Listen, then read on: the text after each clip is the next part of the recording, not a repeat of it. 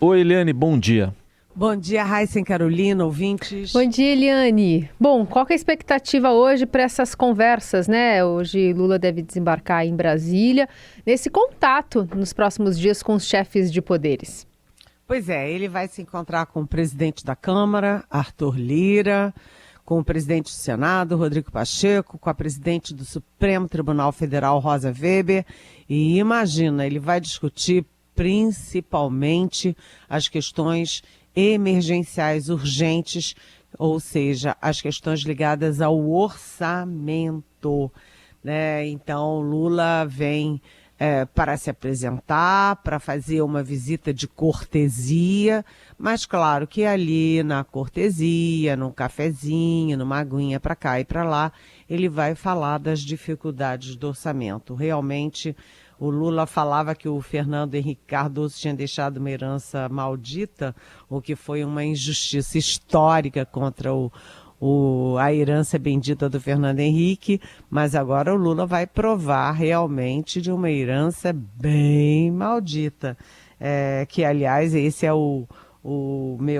minha coluna de hoje no Estadão, né? Os desafios gigantescos, porque realmente são desafios gigantescos e ele vai precisar muito do Supremo Tribunal Federal, vai precisar muito da questão aí do orçamento. Agora, atenção, né? Uma das questões é que o Lula também vai falar sobre, eu imagino que ele vai falar, porque ninguém diz exatamente o que ele vai falar, sobre a questão dos atos antidemocráticos que continuam acontecendo pelo país.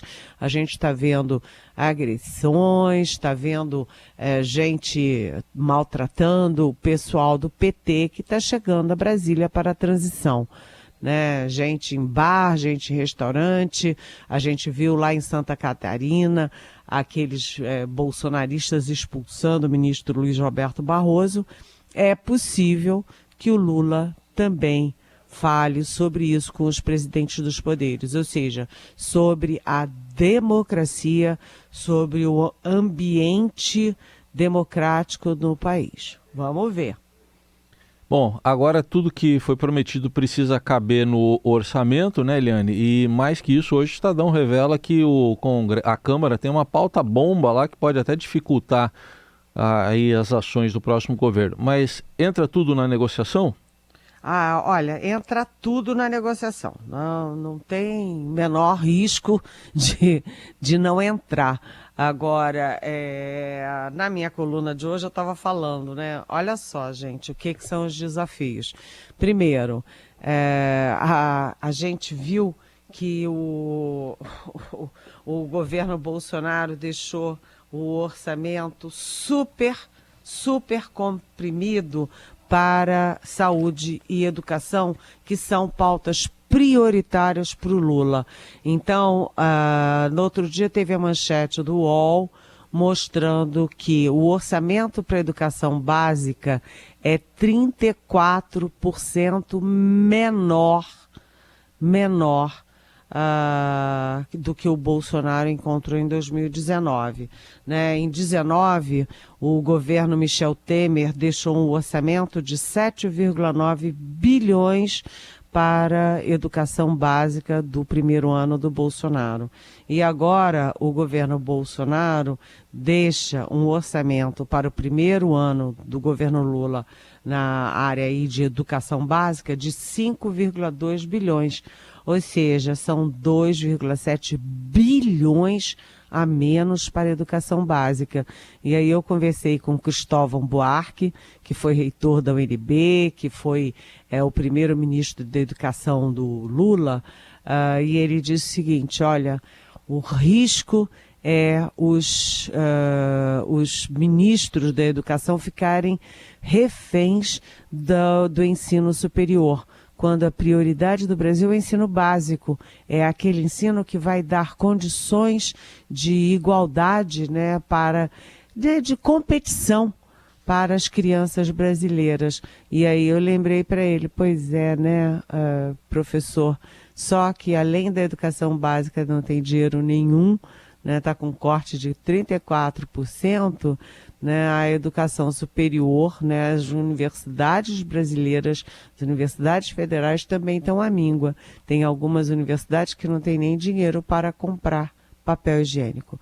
E na saúde, o Estadão fez uma manchete também, dizendo que é o menor orçamento para a saúde desde 2014, quando a prioridade do Lula também é dar saúde para todos, saúde para os pobres, ampliar ali a vacinação que na época do Bolsonaro, né, refluiu, né, as crianças deixaram de ser vacinadas, o Bolsonaro fez campanha contra a vacina e é preciso também financiar o SUS que foi ali o salvador da pátria durante a pandemia.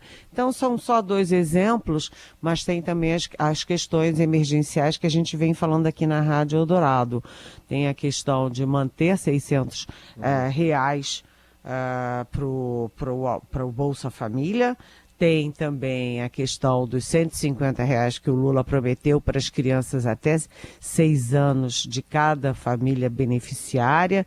Tem a questão de retomar a merenda escolar. Muita criança vai para a escola com fome, desmaiando de fome. E a farmácia popular, porque os velhinhos não têm dinheiro para comprar os seus remédios, né? As famílias não têm dinheiro para comprar os seus remédios. Então é muita demanda para pouco dinheiro, porque o dinheiro foi todo comprometido com a campanha, a reeleição do Jair Bolsonaro. Isso essa sim é que herança maldita. O Bolsonaro falava que herança maldita era do Fernando Henrique e agora ele vai ver o que é bom para tosse, gente. Eliane Cantanhede segue conosco para falar agora sobre como o Supremo Tribunal Federal pode, de alguma forma, jogar uma luz, né, sobre essas discussões em orçamento, já que está ali na pauta o processo que questiona a legalidade das emendas de relator, o orçamento secreto. Eliane, o Supremo deve pautar isso ainda esse ano? Olha, o Supremo Tribunal Federal vai ser a chamada mão na roda para o presidente eleito Luiz Inácio Lula da Silva conseguir driblar todos os obstáculos que ele tem pela frente. São muitos os obstáculos. Imagina ter que reconstruir, além de tudo que a gente já falou hoje, ter que reconstruir o IBAMA, ter que reconstruir o INEP, né? Enfim, cultura, meio ambiente, Itamaraty, equilibrar as Forças Armadas que estão muito rachadas, Polícia Federal, ai meu Deus do céu, Polícia Rodoviária Federal, eu não queria estar na pele do Lula, é muita coisa, é por isso que eles usam muito a expressão reconstrução. Mas uma das questões realmente é como resolver. Eu acho que o foco nesse momento é muito a questão do orçamento e o Supremo Tribunal Federal pode agir em 2 frentes. Uma é o orçamento secreto. Em vez do Lula ter que bater de frente com o Centrão e já ganhar a má vontade do Centrão para tentar acabar com o orçamento secreto, deixar isso para o Supremo resolver do ponto de vista jurídico e não o Lula se digladiando do ponto de vista político com o Congresso. E a outra questão é dos R$600, que ficou a discussão. Olha, vamos fazer por PEC, proposta de emenda constitucional, ou vamos fazer por medida provisória, que entra em vigor automaticamente, tem menos desgaste de negociação, mas pode ter questionamento do jurídico depois. Então, o que está sendo articulado? Articulado é que eles descobriram, juntos, o Supremo e a equipe do Lula, que há um mandado de injunção no Supremo que pode ajudar a resolver os R$600. O, então, deputado Eduardo Suplicy, ele criou a obrigação de um salário mínimo por pessoa no país. E enfim, pessoas que necessitam, né? Pessoas que não têm renda.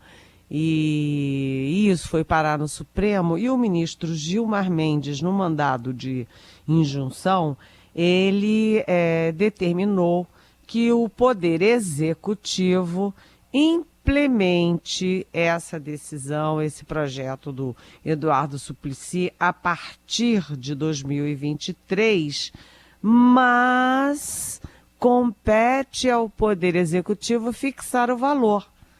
Ou seja, está tudo ali no mandato de injunção.